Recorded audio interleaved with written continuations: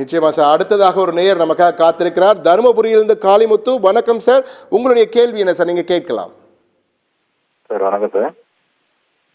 சொல்லுங்க காளிமுத்து. சார் இப்போ +2ல science group எடுத்துருக்காங்க சார். உங்க ஆடியோ சரியா கேட்கல. நீங்க உங்க தொலைக்காட்சி வால்யூம் ஆடியோவை குறைச்சு வச்சுட்டு தொலைபேசியில கேள்வி கேளுங்க, பதில தொலைக்காட்சியில பாத்துக்கலாம். சார் சயின்ஸ் குரூப் எடுத்துருக்காங்க சார்.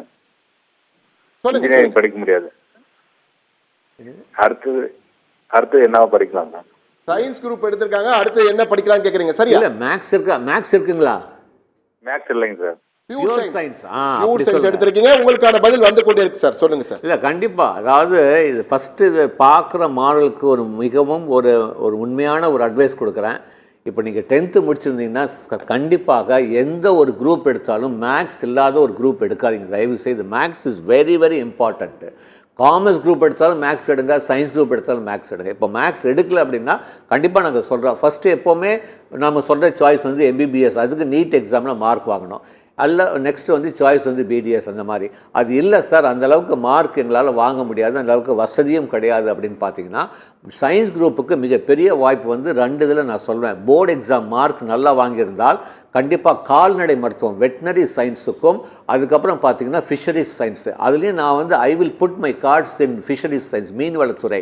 இப்போ கூட நீங்கள் பார்த்தீங்கன்னா வேர்ல்டு ஃபுட் கவுன்சில் என்ன சொல்கிறாங்க, இந்தியாவில் 37% அடுத்த 5 வருஷத்தில் அதாவது கடல் சார்ந்த உணவுகளும் கடல் சார்ந்த உணவுகளுடைய உற்பத்தியும் 37% உயரப்போகிறது.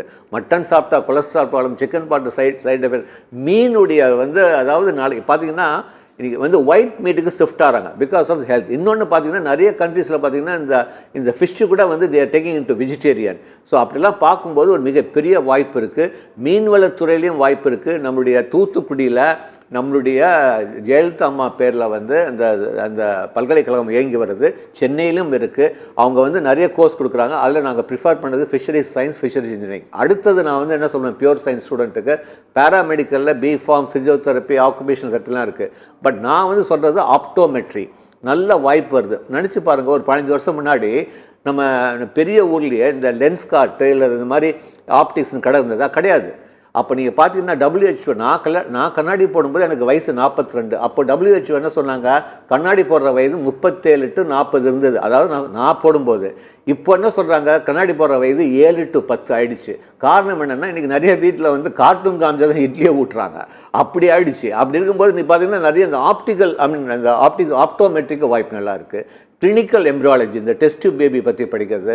அதுக்கப்புறம் நீங்கள் பார்த்தீங்கன்னா BSc பாட்னியோ ஜுவாலஜி எடுங்க, ஃப்யூச்சரில் டீச்சிங் ஜாபும் நல்லா இருக்குது. ஸோ இப்படியும் இருக்குது. இதை தவிர்த்து நீங்கள் டிவேட்டும் ஆகலாம். பட் இதுதான் மேஜர் சயின்ஸ் ரிலேட்டடாக நாங்கள் சொல்கிறது. சார், இப்போ இந்திய மருத்துவ படிப்புகள் படிப்பதற்கெல்லாம் நீட் எக்ஸாம் தேவைப்படுமா sir?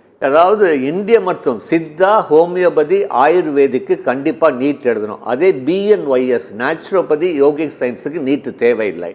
So Siddha, homeopathy, ayurvedic, உனானிக்கு நீட்டு தேவை.